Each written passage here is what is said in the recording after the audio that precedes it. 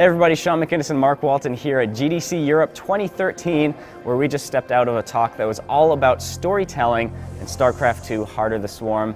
And Mark, I think one of the most interesting things about that one is the explanation of why, when so many games are moving away from cinematics and trying to marry storytelling and gameplay as deeply as they can, Blizzard continue to use that formula, and according to them, it's what works best. Well, absolutely. It was really interesting that Brian, who'd done this cinematic, was saying that he worked on Mass Effect 2 as well, and how if they'd done the same thing in StarCraft that they'd done in Mass Effect 2, right, exactly, it just wouldn't have worked, because it would have broken that immersion. Yeah, your character is so customizable, Exactly. You tweak one small element, all of a sudden, the cinematics are busted. So you've got this really old school sort of, you know, back in the days we used to call them FMVs, right? Like old school FMVs in StarCraft. But they were saying that, you know, that because the sort of RTS playing field is so, the characters are so small, it's so difficult to identify with them, that you have to have that cinematic there in order to convey the story. Yeah. You know, I think I can see that. You know, Right, definitely. yeah. You know, you're playing like StarCraft and you're just clicking around, and sure, there are loads of people dying and stuff. yeah. But they're faceless soldiers. You don't identify with them anyway, and so that ability to humanize the characters and get that stuff done was what was really interesting. Yeah, because the camera is just so removed in your standard RTS game. Absolutely. And the other interesting point that he mentioned is that it gives it like a larger presence in the method of storytelling.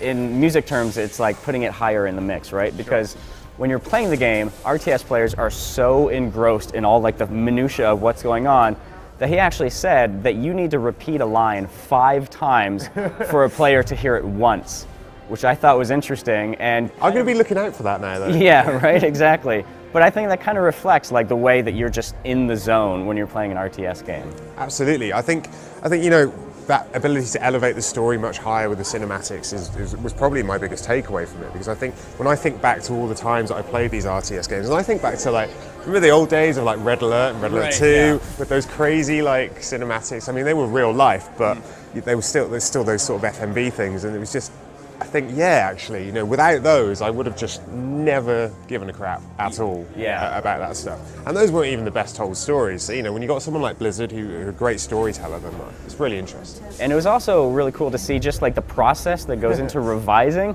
these cinematics, because you look at them in a StarCraft II game, and they're just like these incredibly detailed cinematics, and you can tell there's a lot of budget and time that goes into something like that, and they can't afford to screw this up. So they need to treat it incredibly delicately.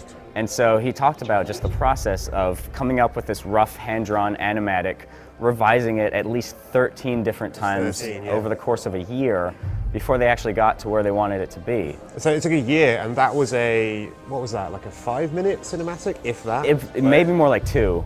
2 minutes. So, you know, a year to do a 2-minute cinematic, that's crazy. I know, absolutely. But what sort of helps guide them along is just focusing on one central idea. In the case of Heart of the Swarm, it's that Kerrigan represents anger, while Jim Raynor represents hope. So, like, anytime they kind of stray from where they want to be, they kind of return to that.